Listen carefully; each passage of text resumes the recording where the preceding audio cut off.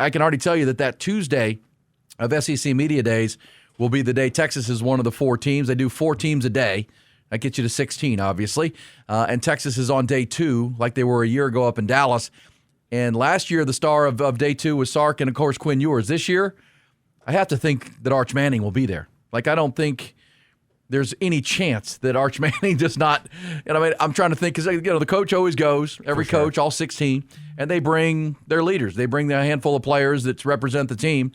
And so if I'm guessing, I would guess Texas brings. Sark will bring maybe a Trey Wisner, who's an upperclassman, a senior on the offensive side. Because, again, the offense is relatively young with all the replacements, 4 new offensive linemen.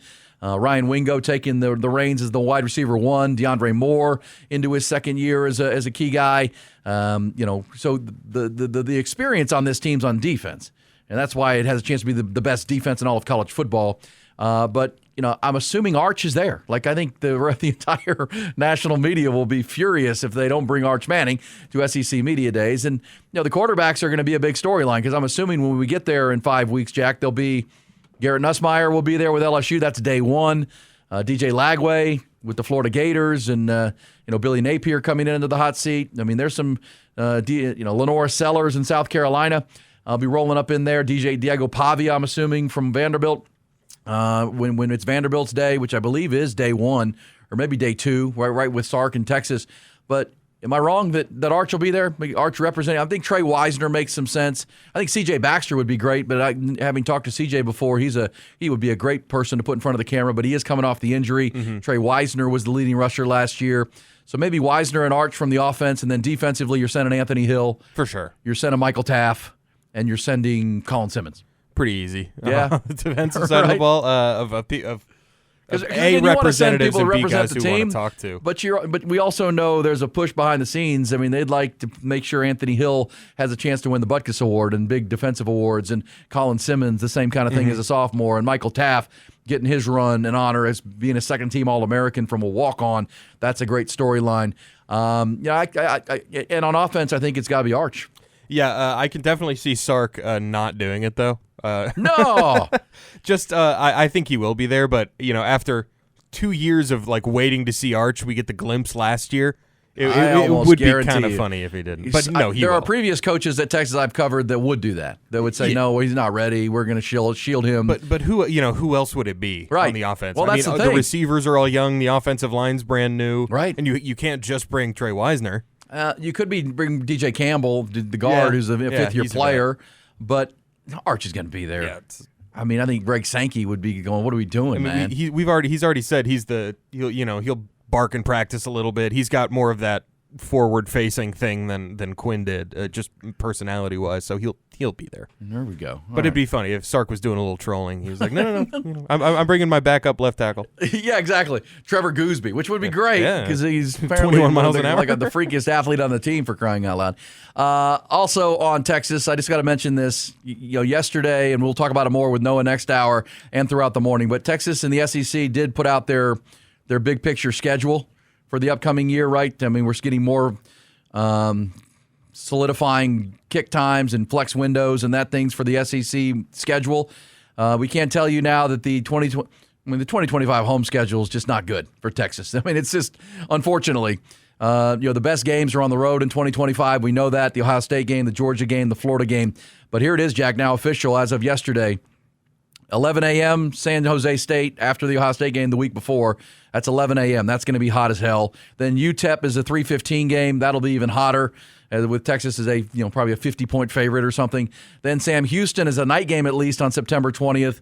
And we've said the quirkiness of this schedule for Texas in football in 2025 is that they play they play Sam Houston State on the 20th of September. Yeah. And they don't play a home game again until November the 1st. Yeah, I had no October game. Yeah. OU's they have in there and a bye week is in there, right? They have a bye week after Sam Houston State. Then they open conference play at Florida. Then they play Oklahoma in Dallas. They don't come home again until a 3-game stretch to finish at a finish line with Vanderbilt, Arkansas, and Texas A&M. Three November games, 3 September games, and that's it. And the best game is far and away the A&M game here on the 28th. Yeah, we're all kind of, and don't forget, the reason this schedule sucks so bad is because we are in the SEC now. Ohio State and Michigan, we flipped some of those games around. Yes. I think we canceled a Florida series because obviously it's a conference series. But this is the price to pay because in the next seasons you're hosting Michigan and Ohio State. That's a great point so for just people. Weather the storm. Because some people don't like to get real specific about that. But Texas was scheduled to play Florida in the non-con this year before they joined the SEC, right? They make these schedules years in advance. And I believe this was supposed to be the year they hosted Michigan, or correct. Flip it. I think last year the Michigan game was supposed to be here this year. Yes, last year. Yes, the Florida game was supposed to be here, and that was the TV contracts thing to let Texas out of the Big 12 deal with Fox. Well, so get the game on Fox with Michigan. So essentially, when they dumped the Florida game because it's now in conference, and now Florida is a conference game at Gainesville in early October, they added UTEP or San Jose. They had to pick up a game because they dumped Florida. Then now it's a conference game, so that's a bad game. And then when they joined the SEC, they also added a 12th game. Yeah. And they also added, they lost the conference game because they only play 8 conference games, which was like Texas is pushing for 9. And so that was Sam Houston State.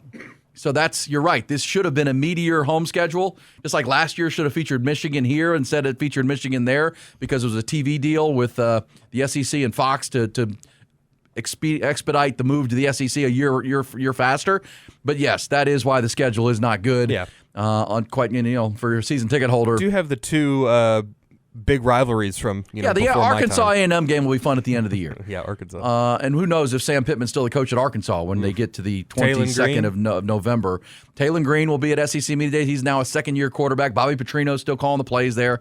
So there is, Diego Pavia and Vanderbilt will be a good story for Clark Lee, who I thought would have been fired last year, but he overachieved last year, beat Alabama, gave Texas a good game.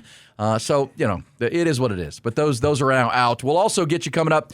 We know what the because like all the big games, Georgia, Florida, the big road games, those are flexed. So we don't know yet what the times are going to be on that, but we do know these. Like the Arkansas game is under the words flex. What time that's going to be a day game? Is it going to be a night game? We're not sure yet. We know the others, but that's the Texas home schedule.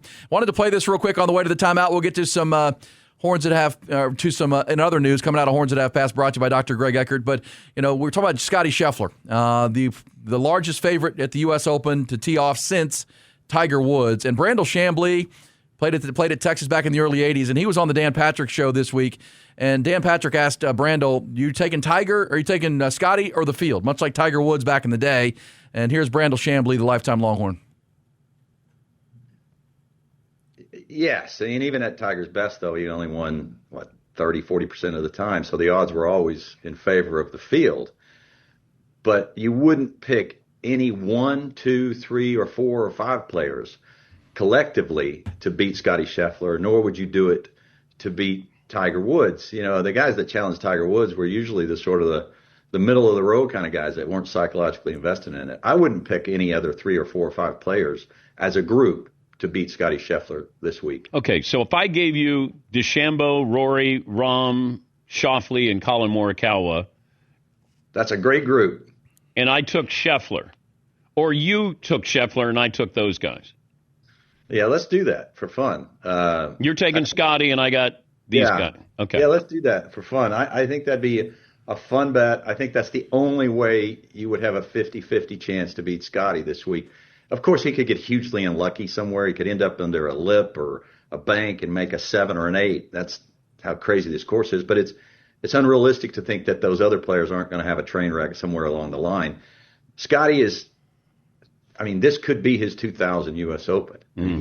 He could win by double digits. Ooh, there it is. That's the money shot at the end.